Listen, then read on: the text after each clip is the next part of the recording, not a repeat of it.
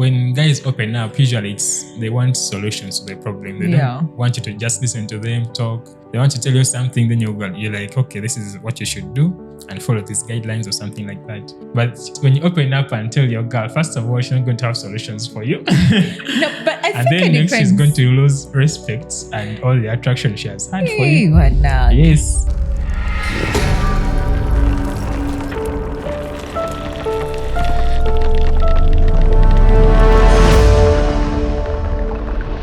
Hello, the Unfiltered Truths family. Welcome back for another episode. On this podcast, we talk about life, the messy, awkward, hilarious, and heartbreaking truths about life. Today, we are here, your usual host, Sandra, the medical scientist, and Wilfred, the software engineer. Wilfred, it's another new week. Yes. How do you feel about it? Cold, excited, a bit edgy because of the topic. Okay. Yeah, people say money is just figures and transactions, but I do believe there are emotions tied to it. And these emotions usually impact us directly or indirectly. So, which is my basis for introduction of today's episode, the emotional spending. What would you define? How would you define emotional spending? Emotional spending. I had to look up the definition on Google because when you said we are going to discuss emotional spending, to me it sounded like impulse buying. That's why I was like, that's why you asked. Is this the same as an impulse buy? And you said no. Then I had to go back and see the differences. So according to the Google definition, because I had to find it so that I can relate my experiences. Yeah. It says emotional spending is making purchases driven by emotions rather than rational needs or a budget. So there's emotions involved. Yeah. And very little or no rational thought. Yeah. So that's the definition of emotional spending. Yeah. So actually, some people can confuse the emotional spending and impulsive, because impulsive, on the other hand, emotional spending is mostly like your emotions, like you have stated. It could be sadness, you could be happy, but then impulse, you don't even think. You go on a whim and just buy something without thinking rationally about it. Have you ever been in a situation that has prompted you or caused you to go on an emotional spend? Yeah, plenty of scenarios. Now that I know the definition, I think there's plenty. Especially because one of the triggers of emotional spending is excitement. Yeah. And I get excited a lot about mostly gadgets and software maybe. So my trigger is excitement, and I'm a culprit of buying online courses. Like courses? Courses, yes. Oh, wow. Online courses. Okay. So I might find a course online and be like, that's exciting. That looks like something I'd want to learn. Yeah. So I just buy. And usually, there's always a discount. So you might find a course that is at $9. That's like 30 something Ugandan shillings. So I just get the money and buy the course. Okay. So it's only later, after a few years, I realize, oh, by the way, I bought a course. Then I go back and learn it for real this time. Oh. So what kind of spender would you call yourself? Because I know that those who spend when they are excited, and those who spend when they are stressed. Are you excited? Okay. Excitement drives my spending. Yes. I think I'm a mix of both. I'm a celebratory kind of spender and also stress spending. So for me, usually, if I am happy, I want this deal, or I've passed my exams, or there's something good that has really happened, I go on a celebration spree. And mostly mine is if I'm in an abundant season. Okay, my definition of abundant season is when I'm broke, but I don't like saying broke, so I call it in my abundant season. quote unquote. Abundance. Yeah, like I quote it, my abundance season. So when I'm like in my abundance season and I go on like an eating spree. But when I am not, I can go and shop stuff, bags, Wait, shoes. isn't abundance like plenty? Yeah, abundance plenty, but like I said, that's when you're broke. When I'm broke, I quote it like abundance because I do not like to speak negativity. So I feel like if I speak negative, it may manifest. So you trick your mind into thinking. Yeah, like I'm bougie and all that. So I think I do both.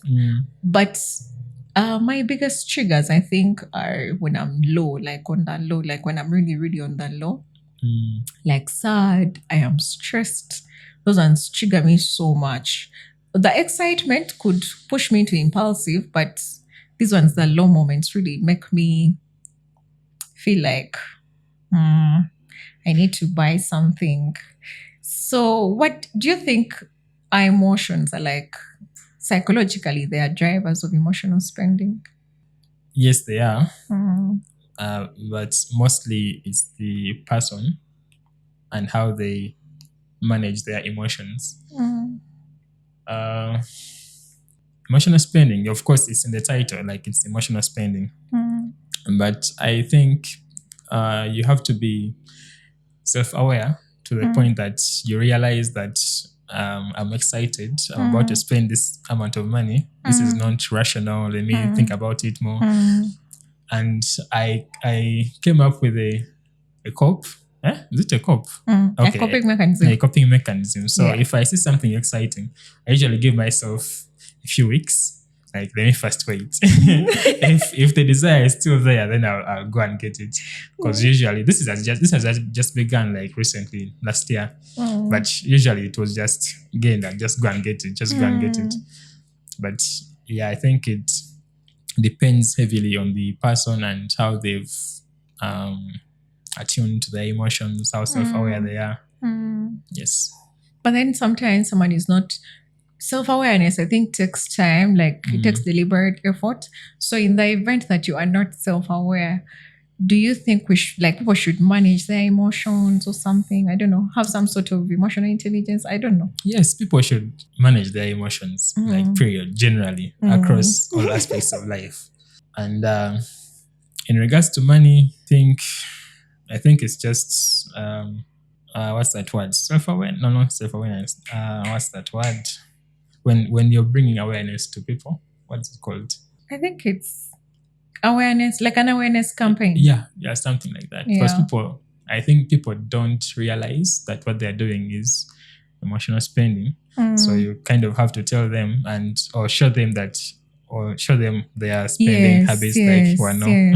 When you took that girl out to the date, this was it was not right. When you bought that thing, you must teach me a girl. Yeah. Have you ever spent have you ever been in that scenario whereby you spent emotionally on a girl? Yes, because the trigger was excitement, of course. So I was excited to the point that the money I didn't have or the money I had didn't matter. I was like, to gain the gains. Let's just go. Let's go to the VIP section. Like, It was like a concert or a movie? No, it was a movie. No, I'm VIP. Yes. Banga VIP wabereyo kachai, Lamborghini. Yeah. There's beers, there's tea. But I was so stressed actually. I didn't even enjoy the movie because I was like so focused on how she's feeling. And I had my boys there, and they're also in the VIP section. Oh my. That must have been something. Yeah, so the excitement nowadays is handled. I try to handle the excitement. I remember at the time when the guy talked about the marriage guy. And let me give him a name. What name should I give him? Jack. When that Jack guy disappointed me, and I remember spending about 6 million shillings online. Nakenda kujumia, and everything I saw, beauty products, bags, what. So before I knew it, nitakaute simu card. And I remember I had gotten some huge amount of money from somewhere, and I felt like I'm the richest child on the, on the block. So I remember ordering these things, and a day later, I'm like, oh my goodness, did I just spend 6 million shillings? Like, I bought so many things. I bought things, mattresses, what? Like, I literally bought. I felt like, okay, I had this thing of, there's where I was staying, and he had visited before. So I felt like I just need to forget everything and every memory of him. So I remember like putting these things on sale. And then like trying to buy new stuff. But instead of buying things that are within the other amount or within that particular budget for the things I have sold, I think I went over and beyond. So I remember the junior guys kept on delivering things, and I'm like, what did I just do? But in that moment, I really felt good. Like, I felt so good. I felt like all my problems had gone away and all those things. But then later on, it hit me like, it didn't solve the fact that I'm still going through a breakup and these emotions are there. So I felt like it was temporary. But it was really not a nice situation for me. So I was like, what is this? Is that something to do with someone's psychology? Like someone's brain physiology, maybe I should say?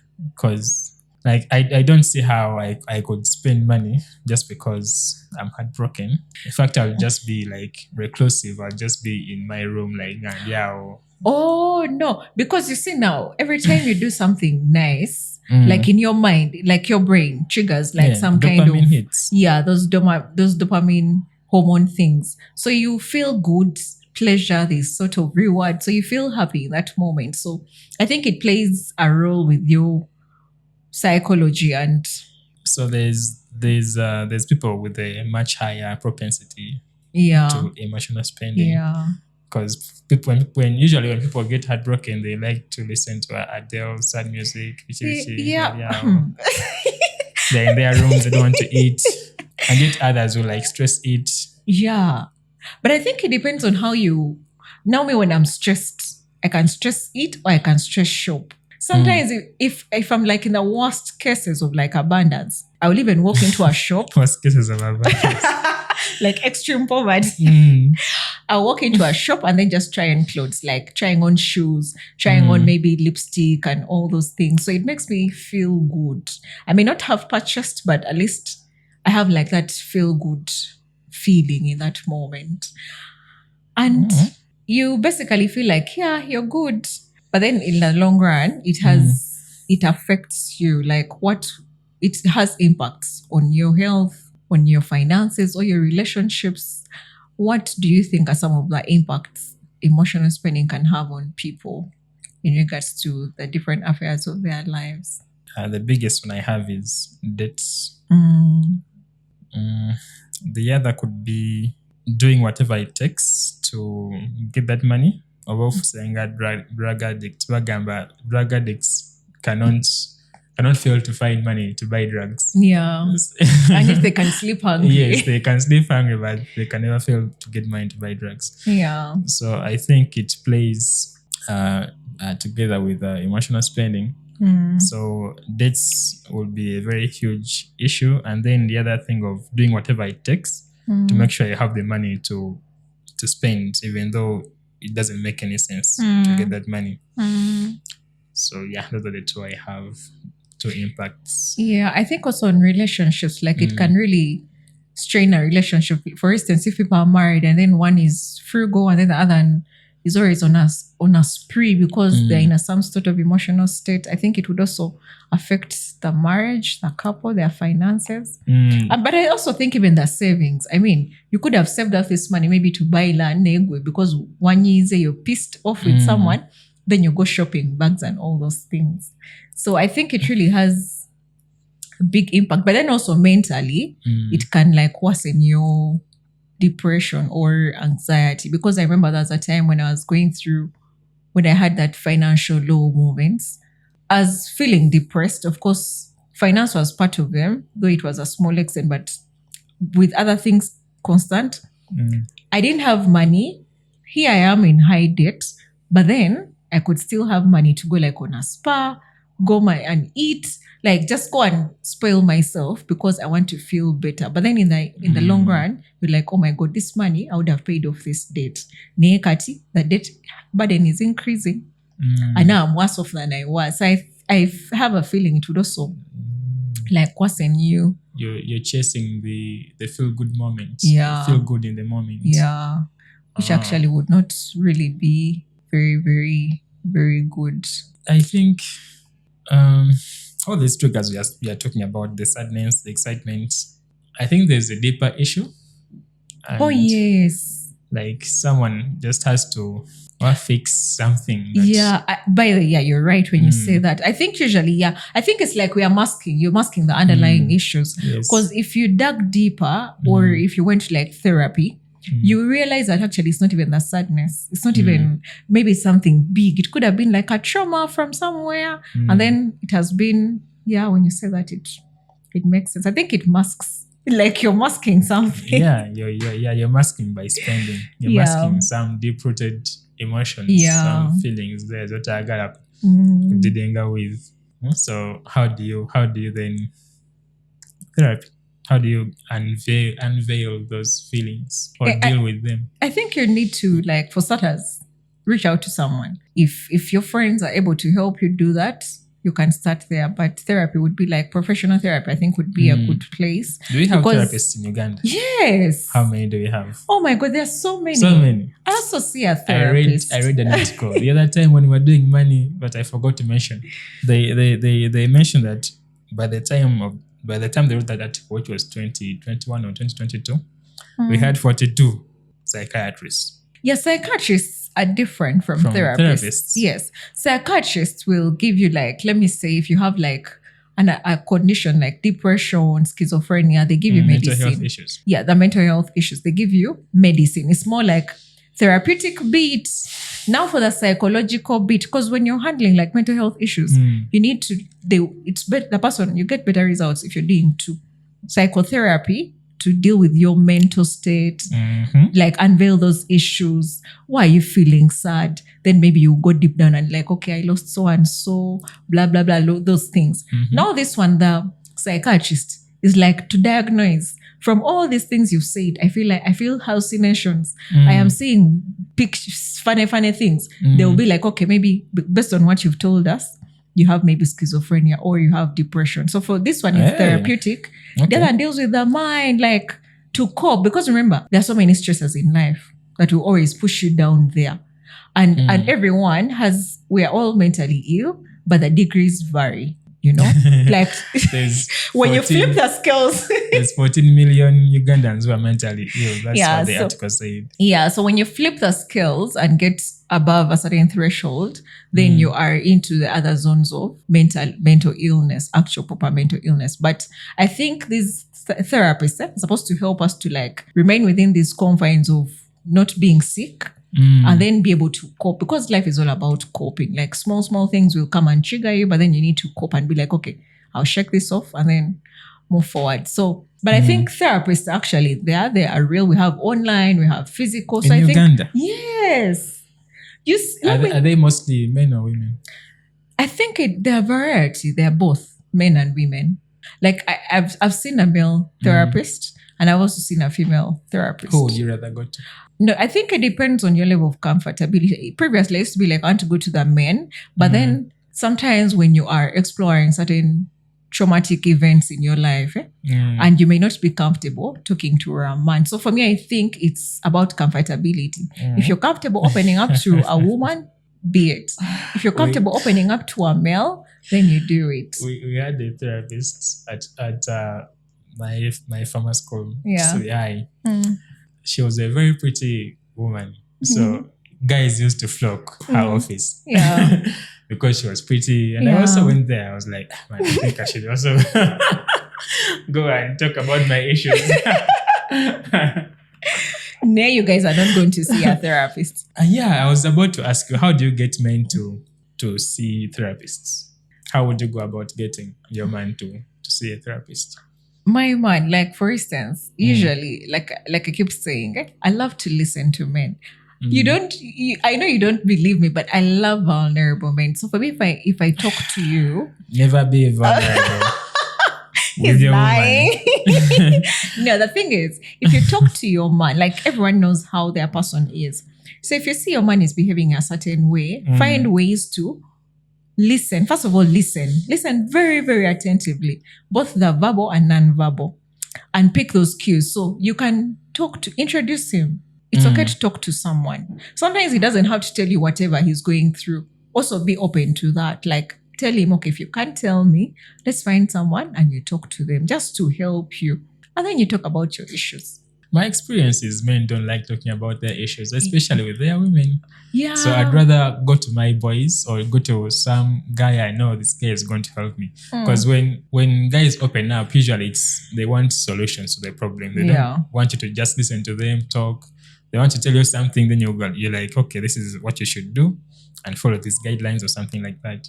But when you open up and tell your girl, first of all, she's not going to have solutions for you. No, but I and think then it next depends. she's going to lose respect and all the attraction she has had for you. Yes. I like my man the way he opens up and we talk about stuff. No, by the way, That's the exception. No, for me personally, why I think risk it? Because there are some girls who will do what you do. Yeah. But why risk? For me personally, it helped me appreciate who he is, what and the way he was behaving. Of course, I do not excuse any bad behavior because you're going through stuff, but it makes me more empathetic to like try to understand you from where you are coming from. But then also most importantly, it helps me to know how to go about certain stuff. I'm here demanding, you didn't respond to my WhatsApp, and yet you have actual full-blown issues that you have not disclosed to me. You're not able to like be on your phone and respond to me. How much should he disclose? I think he should disclose to a level that he feels comfortable. I would not want to force him to tell me everything, because sometimes maybe also you see also it like, do you have the capacity, the tools to like contain whatever someone is going to offload on you? You get. So for me, I want you to share with me as much as you feel you're comfortable with, or you think I'm in position to, my threshold to contain. But beyond that, go to a professional, because the professionals have like the tools. They've been equipped. They're well equipped to help people cope with these things. I think that's the route they should take. Always go to professionals. Yeah, go to professionals. Don't rely on your woman. Have you seen those tweets or posts where the girl was like, I like a man who is vulnerable with me. Then she records the tweet with, this man like cried in front of me and I lost all the attraction from. You've not seen them? I have seen them. Yeah, but I think that takes me back to that thing of where people are stereotyping people. Men are as equal as women when it comes to when it comes to like these mental health related issues. Like we are all equal. Like we all deserve to get the help the same way women would go through that. So I think men should just be open to. We just need to raise like open more up awareness. to your boys. Yeah. Open up to professionals. Never open up to the woman. Yes. We just tell her fine. Or I'm seeking help. I'll be fine. But then sometimes you may have to give her like more. She doesn't need some little information to like, no, you might be acting up. And then I just don't know why you're acting up. Tell her I'm troubled. I'm seeking help. That's enough information. Okay. For me, if you're going to be in my space and you're a guy, please be vulnerable and your secret is safe with me. I think for me, why it's very easy. Okay, I do not want to say why it's very easy and why I find it okay. Maybe because I'm in like the medical profession. So because for us, for every day, we deal with people. We want to know where this is coming from. Sometimes you're trying to force someone to take maybe drugs and get this treatment. But then there's an underlying issue that you need first, And actually for me, there are men who have opened up in that kind of space. And I like the fact that when they come in that space, they look at you as professional. And when I'm there, I really want to put on like my most serious face, such that you don't think I am just trying to like, I don't know, pry on you or get information. And I respect those guys who have really opened up and you're like, okay, this is what is going on. Actually, there are guys who come to your room and they're like, my woman, I want her out. Like, I can't talk when she's there. And they tell you stuff. And it's okay. And you find that their reasons are actually valid. And I tell them, it's okay to feel what you're feeling. And all of us are human beings. It's okay to feel those things. Don't try to just macho up and put on this strong face and all that. If you need to cry, cry. You don't have to cry in front of everyone. If you need to go in some corner and cry, please go knock yourself out. Crying is therapy. Yeah, it is. Yeah. So I think in like back to the emotional spending, I think they need to seek help. It can be a friend, it could be a professional. Like I mentioned earlier, like find this person whom you can open up to. The same way you come and open up to someone about your emotions, open up to someone about your finances. Like me, when I did open up to someone about my finances, that financial advisor, I realized I had so many wrong things I was doing wrong. Habits. And so many habits. And he's really been trying to help me. Of course, it's not like everything goes in one go. It's a process. And I remember him saying, like, I think one of the other thing would be like having discipline, like be self-disciplined. Don't just be on a whim to buy or because you're so stressed out. I think it's okay to save. Do you believe in saving? I used to not. I used to not believe. I used to believe in making so much money that you don't need to save. Okay. But I'm reading this book on psychology of money. Yeah. And there's a chapter on saving. I was reading it as I was in transit on my way here. Yeah. I haven't finished it, but he's making some good points. And I'm being swayed towards the saving. Yeah, but I think even me, I remember, the reason I never used to save is I wanted to live in the moment because I wasn't sure of the future. So that's why I never used to save and I would act the way I would act. But ever since I got this financial advisor and he told me, okay, saving is hard. It's really disciplined, by the way. He told me, saving is hard. But you just say, we're going to start with 5K. Okay, 2K. And say, I'll be keeping 2K every day. So over a month, over 6 months, over a year, you realize that, hey, I could save this much. So because you realize that I've been keeping like a 2K, even if I saw a nice bag I didn't move that 2K to buy. Like in a period of a year, you realize, okay, I have this much. So what happens if I saved more than 2,000 or 5K? So I think also we should learn to like save. It even trains you on the discipline of emotional spending. Yes. Because lately I have been trying to, last time I was telling someone was asking me, hey, you girl, you live a very, like, I like the way you live and all those things. Of course, previously I would just live emotionally. I would do both emotional and impulsive. But then now I know like, okay, maybe I'll set aside my 20,000 each month. So that 20,000 I'll choose to, it's the one I'll use to act on those days when I need to act out. So if I go beyond 20K, I need to like be able to refrain and be like, you know what, but you spent your 20K last time. Set limits on yourself. So now that's what I'm trying to do. So which I think is also a nice way of trying to regulate the emotional spending. But I think the most important thing would be self-awareness. Like you need to know yourself enough to understand what would trigger you and how to regulate and manage your emotions. I know sometimes in the heat of the moment, you're like, I cannot, I'm so pissed. But I think sometimes it's a good thing. I remember when I was reading some book about mindfulness and they were saying take deep breaths. Lately, I've really seen the results of that thing. Sometimes you're like, even when I'm so pissed, I'm like, I want to be like, but then I'm like, Sandra, take a deep breath, take a deep breath, take a deep breath. And also I remember in one of my therapy sessions, my therapist was like, every day when you wake up, just tell yourself today, regardless of how I feel, I need to smile. I need to be good to people. Like when you self-talk. So I realized it also helps. You're like, okay, you know what? I'm just angry and I want to stress it, but I will not stress it because if I stress it, I'm going to get out of shape. So when I talk to myself like that, somehow I realize I tone down. Yeah. Okay. Have we talked about emotional spending and impulse buy, the difference? Impulse buy. I think we didn't do the difference. We just tried to... We gave the definition of emotional spending. Yeah. But impulse buying ties into emotional spending. Yeah, it does. Although usually the impulsive buying, you don't think, you just in a moment and you go. But what could those differences be? someone would be like, but what's the difference? Emotional spending and impulsive buying, because they almost look the same, but I think the concept's a bit different. Impulse buy. Trying to find an example I can give. You be walking and you hear someone saying, I can't miss. yes, those things. And you just and then you just because I think you can. Yeah, because you can. And then usually you don't think. It's not like, I want to believe impulsive buying is more of like external factors, if I can state it like that. Like more like external factors. Like we've said, you could be walking and you hear someone talking about something, then you buy. It's not planned. Yeah, it's not planned. While the emotion, I think it's more of like internal factors like psychological, state of mind and all that.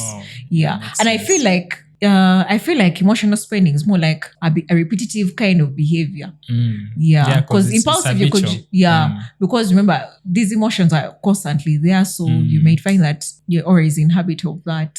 Do you think people spend more emotionally or impulsively? Emotionally, because our emotional states are all over the place. I know. So, what's your what would you talk about social media? We're in the digital era. Social media. That's where I was going. I want to get by now. Photographic memory. I'm now starting to see the photographic memory. The role of social media in promoting emotional spending. Are you a victim of social media? Darling, yes. Let me tell you a story. So this one time, I think I was on either YouTube. No, I don't know. I was one of the apps, like either it was Instagram or I don't know if it YouTube. So I love beautiful places. I love to fine dine. I know where I fall culprit. Fine dining, going to nice places. So I see someone. Oh, I remember it was WhatsApp. Someone posted a status and this place was so beautiful. I think someone had the engagement there. So I'm wow, this place is nice. What is it called? So she's like, Mashanda Palms. Yeah, Mashanda Palms. So I asked her where is it. She tells me where it is. I did not have a plan of going for a staycation. My plan, I was busy trying to save up for, I think I needed to either buy a fridge or something. My dear, because the place was so beautiful, before I knew it, I was on Google checking out where they are, got their contacts, called them, asked them about their rooms. Katia Wabangamba about their rooms. They sent me pictures. I'm like, oh my God, I can't wait to be here. I said, did I buy a fridge? I ended up going for like a staycation, like the weekend, eating, taking pictures. And then I came back. But then I had a fridge issue. And yet I had a reason as to why I needed the fridge for storage of some of my drugs. But then now, because I had seen someone's status, I was like, I will not. So I remember telling myself from that point, I was like, I will never go back to people's statuses again. So I sort of tried to like put a limit. But then, of course, lately I'm back to people's statuses. But then now I try to, because I'm trying to exercise some kind of discipline and refrain from stuff. So yeah, but I know sometimes even they could be advertising beauty products.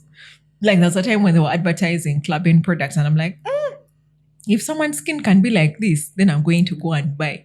I end up buying like products of like 700K.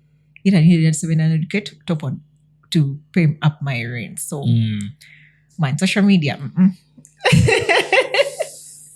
trying to think of scenarios where I've been a victim. All those courses. No, that was. Don't they flash them like for you to see? No, you have to log into the account. Oh, and then you log into the account. Yeah, and usually it's like stuff I've wanted to buy. Oh, but yeah, I think it's there, but it's not as prevalent as when I'm excited about something. But it's there. I'm just not seeing stories. Do you think those ads, there's a way they push people to spend emotionally? They do. Which ads? The ones on YouTube or even the ones are like on Instagram. Those ones. Bitchy. Yeah, even on TV, even just on TV, like they've hacked our psychology. Those guys, so they target you with ads that are going to trigger whatever state you're in, like sadness, maybe someone has just broken up with you. Then next thing you know, that they are pushing all these products, all these courses to help you. So now get the girl back, stuff like that. Kati, in the environment I'm building the startup, and we usually talk about AI a lot. So every time I open YouTube, there's this AI tool. I'm so tired of this. So I'm sure when the conversation changes to something else, they'll still target. So the social media tools or platforms have targeted or have mastered our psychology to the point that they'll manipulate us. So I think I wanted to ask you your stand on social media and how you feel about it. Should it be regulated? Should people just get off social media? No, I think because the times are really, technology is growing very fast and we need to catch up with that trend. I think we just need to regulate. Social media should be regulated. How? Because the government or parents? I don't think the government will regulate it. I think an individual, you should regulate how much screen time you're going to have, self-control. because that self-control is very hard. Because now, for instance, look at celebrities, influencers. Do you know those guys can really push you into being like, I think I am missing out.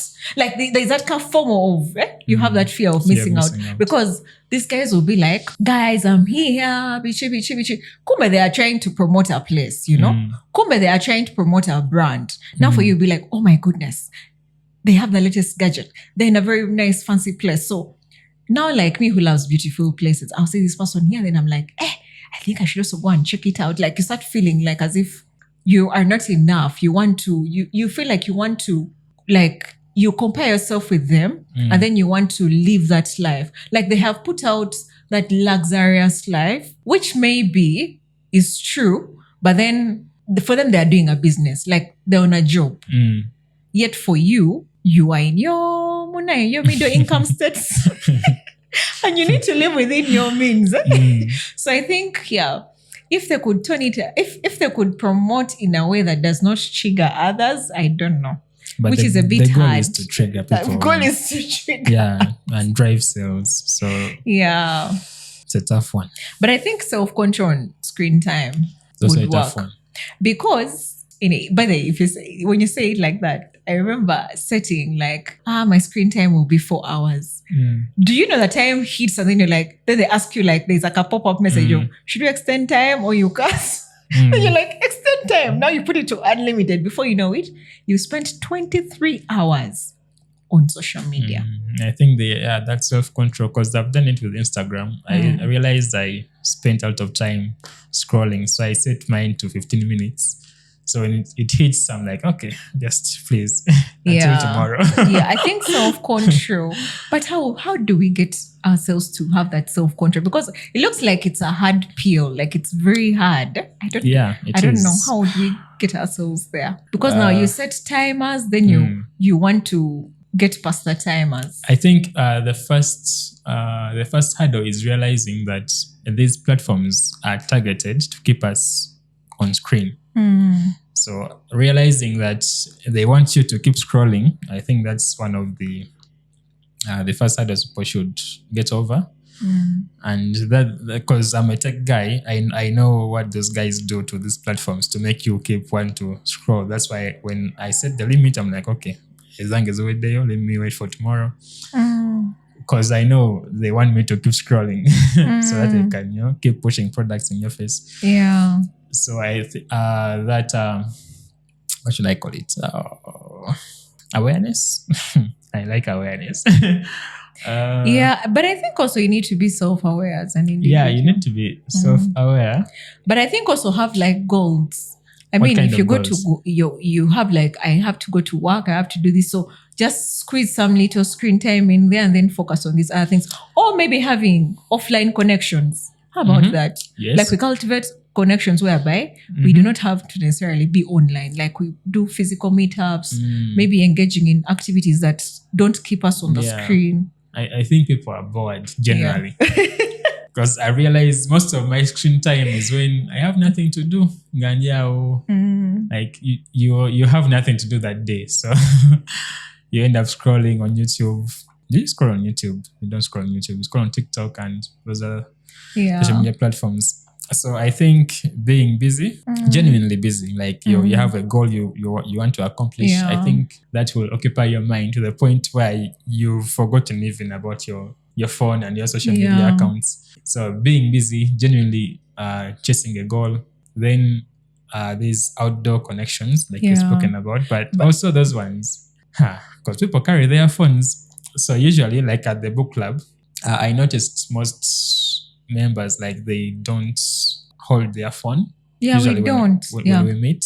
So I think it has to be that kind of connectivity where there's no phone in sight. It's just people connecting. Yeah. But then I'm a firm believer of if we're doing this in-person thing, why again are you being on your phone? Like, well, how about you just give me addicted. that? People are addicted. Addiction. By the phones are addiction. You realize that? Yes. We keep saying drug addicts, but we are all addicted to our phones. Yes. So I think we just need to have those offline connections, be busy. It has to be, what's the word? The word has just gone. It has to be, it has gone. Like, you're driving yourself to connect to the people. Yeah, you need like self-drive. Yes, you have that self-drive to connect with people, like genuinely. You have this phone addiction, like, let me just go out and try to meet people. That means leaving your phone at home or in the bag or somewhere else. So, how do you manage emotional spending? How would I manage? I think for starters, I need to be self-aware. Self-awareness. Yeah, self-aware of who are there you books to read about self-awareness? I think there are many books. Because we are just throwing it out there. We're just throwing out the word out there. Self-awareness. Like, okay, by self-awareness, I mean, you know yourself enough that you know I have this problem. Is my problem. And when I get this problem, for instance, like me, when I'm so stressed out, I will go and stress eat. So I know my problem is when Band is stressed, eating is like my first to go to therapy. So when I know myself enough like that, I need to be like, okay, one, if I can't fight that stress eating, then it should be healthy eating. As opposed to eating like junk, I'll eat like matoke. At least there I know I'm going to eat matoke and ginatso beans. It's very good food for my body. But then as I'm eating that healthy food, what measures do I put in place to not to go to eating? Should I be more mindful? Maybe practice some mindfulness. Do I have to take deep breaths like to first calm down? Or you need to think through like, okay, I'm so angry or I'm so excited and I want to get this bag, but do I need a bag at this point in life? What are my pressing needs?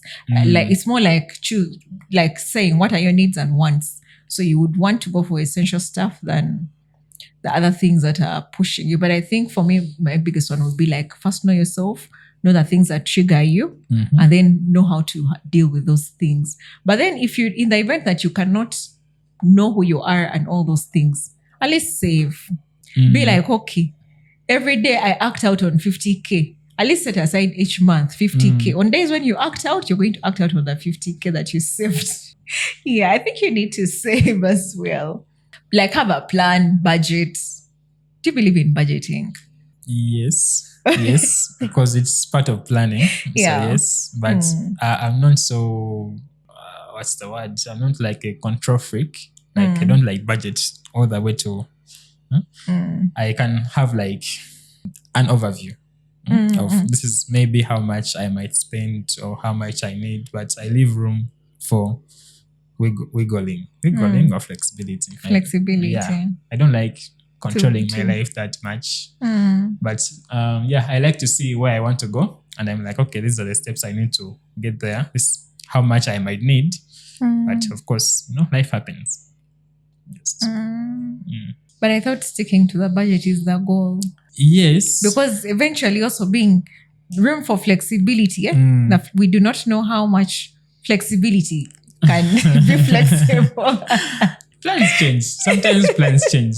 Sometimes plans change, maybe that's what I should say. Yeah, maybe I think when you make a plan and a budget, you keep reviewing and adjusting the plans. Yes. Because like you said, plans change and priorities could also change. So I think it would be nice for you to draw up the plan, budget, the plan and review. I had for this year. There was no podcast in the plan. Me and you. So I had to go back and be like, okay, now let us first fix this one. Yeah, by the way, yeah. Yeah. So, and maybe the other thing I should say is setting limitations. Yeah. Because you need limitations in your life. Yeah. Yeah. I think you need to have limits. Like I said the other time, life is about managing. You need to manage the life. Consciously or subconsciously. Yeah, consciously or in a way you need to. Okay. Yeah. Before we get to these effects on financial well-being, I had a question. What's the difference between being rich and wealthy? Oh, I think for me, I would define rich when you have lots of money or buildings or you just have lots of stuff, money, material stuff and money. And then I think wealth to me is when you have all these things, the money, the wealth, but then you're able to sustain it. Like maybe you're investing them into something to keep giving you some sort of returns. I think that's what I would say. Rich. So wealthy people are rich, but they have extra. I think they are both rich and wealthy. But they are wealthy. Okay, I think they're wealthy. Okay. Yeah, they are wealthy because their businesses they've stood the test of time. They're sustainable.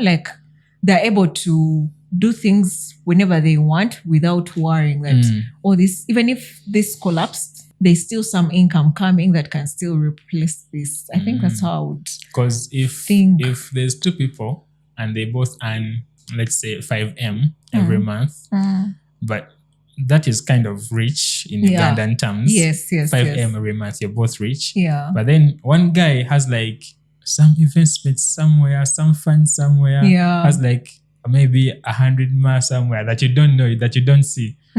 So maybe that would be my definition of that is the other guy is wealthy. The other one is wealthy. This one is investing rich. in some other things that are going to compound, keep compounding. Yes. But you're both earning 5M. Yeah, you're both month. earning 5M. So that is why lately I would say, because these days it looks like the paychecks, okay, they're not yet so big, but people are rich. Like someone earns a 3M, 4, 2. They are rich. But then you find that you're all earning the same amount of money, but none of you is wealthy. Yeah, so I think when we invest it and let it give back to us, sustain our lives, you don't even have to worry to work. I want to believe a rich person still wants to work. You're still working because money. I believe so. Yeah, but then when you're wealthy, the money works for you. It's the other way around. Okay, that's out of the way. So the other one is what are the effects of emotional spending on our financial well-being? I think it would bring some sort of instability because, like I said earlier, you could be saving up for, it depletes you. So you're going to be financially unstable. You could be saving up for something else, but then you spend it. So you will not have savings. If you're an old person, you in retirement age, you might have to keep looking over your shoulders. You're like, oh my God, what is going to happen? And if you have debt, I think it also worsens your debt situation because instead of paying off the debts, you are busy spending more, and then it just puts you in a very terrible state. So it just messes up with your finances. You can never grow. You always be in the same space, same state. You're always stressed. You're constantly stressed. Yeah. So the triggers are always there. They're never leaving. They can't leave.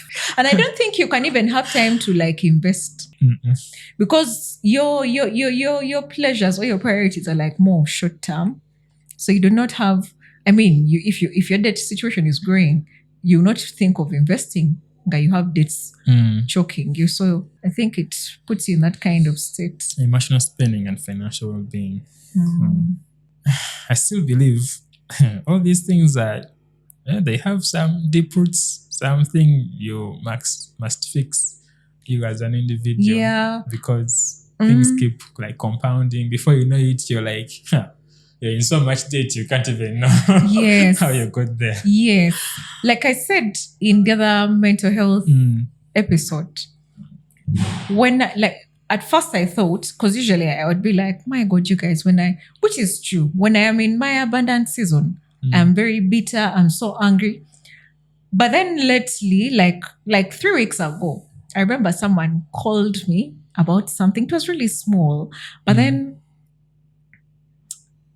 the way I responded You lashed out. was uncalled for, to be honest. I had the same And one. I remember 3 days later, 72 hours later, I texted them. I'm like, I'm sorry about the other day. I came and bled on you, yet you're not the person who hurt me, like, you know. But then I remember when I sat on, like, after those days when I sent them a message, I sat down with myself and I'm like, but you know what? The problem is not even me being broke. The problem was something deeper. Like those things that I'm still working on. And then I'm like, but why? Like, you know, why? So when you say it like that, usually they're like underlying issues. They're like underlying issues. And when you do not take that time, you know, most of the times you're like, no, I'm good. When I get the money, because me, I can speak to that. There was a time when I was like, okay, I'll get the money. And I got money, but I was still sad, angry, and depressed. So meaning the money was not the problem. The lack or the have was not the problem. The problem was something else. So now you need to dig deeper and know what exactly is really pushing you to that. And like I said, when you do that work, that is where you learn more about yourself. I want to believe that I am now more aware of myself than I was a year ago. Because now I know things that trigger me. I know how I behave.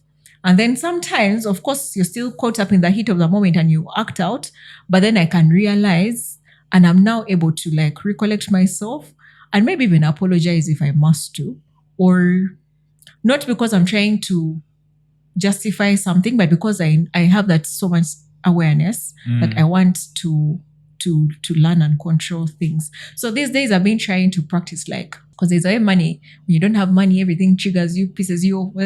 So I've been trying to like think through, and I'm like, is it money or something else, you know? Yeah. So I think we just need to do that. Just deal with the emotions. Yeah. I think we just need to really work on our emotional regulation, which takes us back to get a therapist. Get a therapist and talk to someone. Or just talk to someone. Sometimes just talking to someone who listens, someone to confide in, usually. I think there's so much power in someone listening. I remember that there was a point in life last year whereby there's this person I was going through so much that everything just didn't make sense. But I remember this person could listen. The person listened and listened. Did he give me solutions? No. Apart from comforting me, and because he knows I'm a firm believer of God and telling me, let's trust God, let's trust the process. You may not see it now, but I do understand where you're coming from. And where they could chip in, they actually chipped in, but they listened. And in listening, there's a way you feel like when you say it aloud or tell it to someone else, it's like as if it's like a reflection of you're here and the things are here. So now you start to be like, oh, okay, maybe this is what the problem even was. By saying it out loud, sometimes you find a solution. You find a solution. So I think everyone needs to find someone whom they can talk to and they listen to them. But I think also, as you choose that person, the person should also be very empathetic, because there's someone who listens and they're very insensitive. They will start to throw comments that or give judge. some unsolicited advice or judge you. So I think you need to cautiously pick out that person. Someone to confide in. Yeah. Okay. I think that's all we had for today. What would be your takeaways?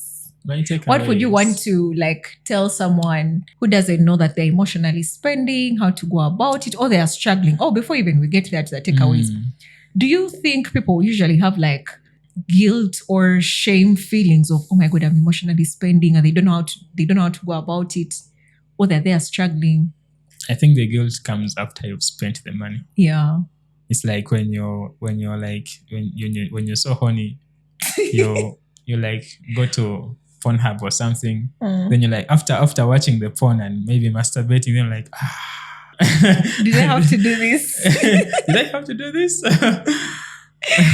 Yeah. We should have a podcast about maybe those addictions sometime. But yeah, we should. Sometime in the future. Yeah, we will. So you were saying I went off. No, I was saying like question. Those guilt feelings. Do you think people usually have them? Oh yeah, they have them after. Yeah, that's where I was. They have them after, not when they're doing it. Yeah, no. So how would someone go about that? No, yeah, again, self-awareness.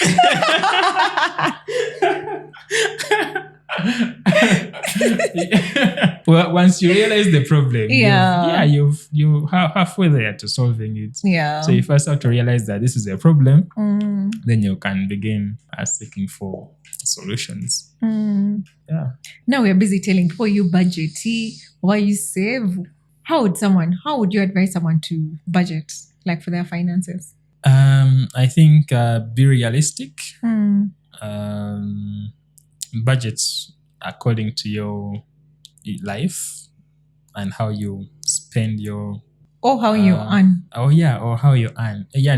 Realistically, be realistic about your current situation. It doesn't have to be a very, very fancy Excel sheet, just something small, like every week or every month, that transport. Like first get your needs sorted. Food, shelter, rent, transport, water.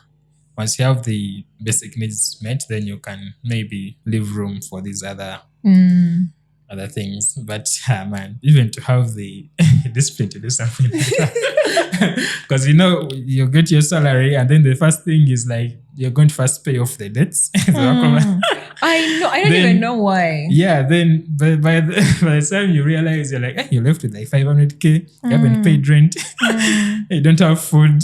But I think on the debt thing, I think one, you need to draw a plan. Like know how much debt you have. If there are those debts that are raising more interest, pay those ones off. If you're able to pay more than you can also do that. But in the event that you see your money is not enough to deal with that, I think the best thing would be is you talk to those guys, give them a realistic timeline when you can start paying off, and then have a plan. Because I remember my financial advisor said, if you're unable to pay off these over 50 million debts, have a plan.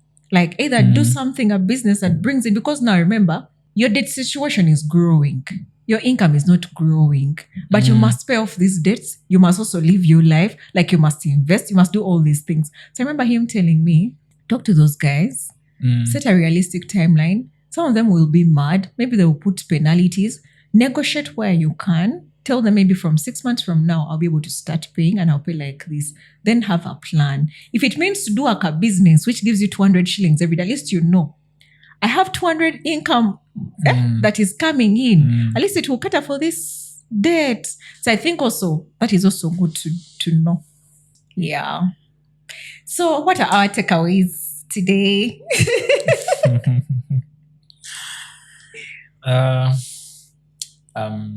I have two. The very first one is try to know yourself. I want to use the other term this time. Just going to say try to know yourself. Try to know what triggers you.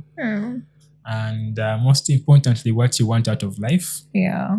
Because that will help guide you towards what to avoid and what the things to have in your life.